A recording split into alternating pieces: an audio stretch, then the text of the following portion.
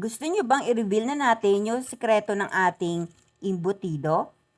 Simple lang, pagsasamahin lang natin lahat ng ating mga ingredients.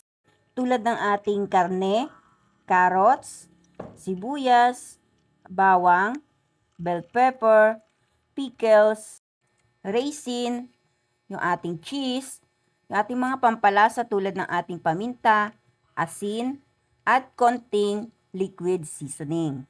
Hindi mawawala yung ating breadcrumbs dito. At maglalagay din tayo dito ng 4 na pirasong itlog. At ito na nga yung pinaka-sekreto ng ating embutido. Maglalagay tayo dito ng ibap. Yes, maglalagay po tayo dito ng gatas. Dahil makakadagdag po ito ng linamnam dito sa ating gagawing embutido. Matagal po itong mapanis kahit naglagay po tayo dito ng gatas. Hahaluin lang natin itong mabuti para mag-well combine yung nilagay nating mga ingredients.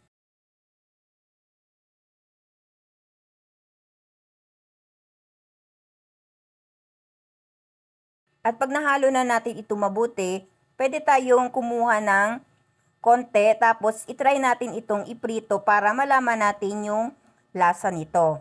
Para makadagdag tayo ng mga pampalasa kung kulang man ito. Bali, ibabalot na natin yung ating mga embutido. Magpapahid lang tayo ng margarine dito sa ating aluminum foil. Tapos maglalagay tayo dito ng ating 1 cup na embutido mixture.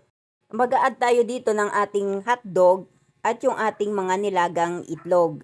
At saka natin ito irorolyo or babalutin na tulad ng ginagawa ko dito. Napakadali lang po nitong gawin, sundan nyo lang po yung mga ginagawa ko.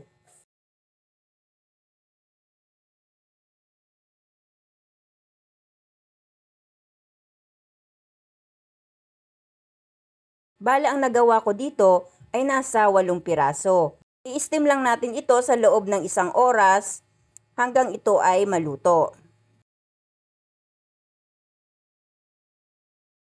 At kung natapos na nga natin itong maluto, pwede na natin itong tanggalin at palamigin muna natin. Saka natin ilagay ito sa ating mga rep.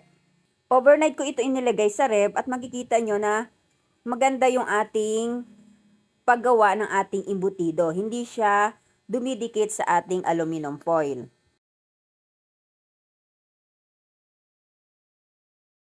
Susubukan naman natin ngayon na iprito yung ating mga embutido para makita natin kung masisira ba ito or maghihiwalay.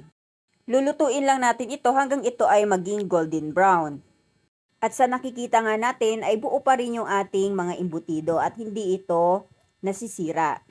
Yung iba hindi na nila ito piniprito, bali dinadirect na nila itong kainin. Or nilalagay nila ito sa taas ng kanilang sinaing. For sure ako na ginagawa nyo rin itong ganito, lalo na kung wala ka ng oras para magluto or magprito.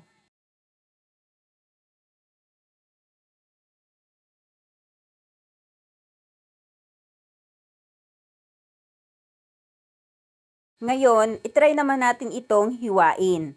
At makikita nyo na maganda pa rin yung kinalabasan ng ating mga embutido. Pwede nyo itong pagkakitaan, basta magkukosting lang kayo para makuha nyo yung puhunan at kung magkano nyo ito maibebenta. At kung pangmasa naman yung gusto nyong presyo, ay pwedeng wag masyadong malaki or madami yung pagbabalot nyo ng inyong embutido. O ayan, magte-taste test na tayo para malaman natin kung masarap nga talaga ito. Maganda din itong pambao na ulam sa school ng mga anak nyo. Thank you for watching. Bye-bye. God bless everyone.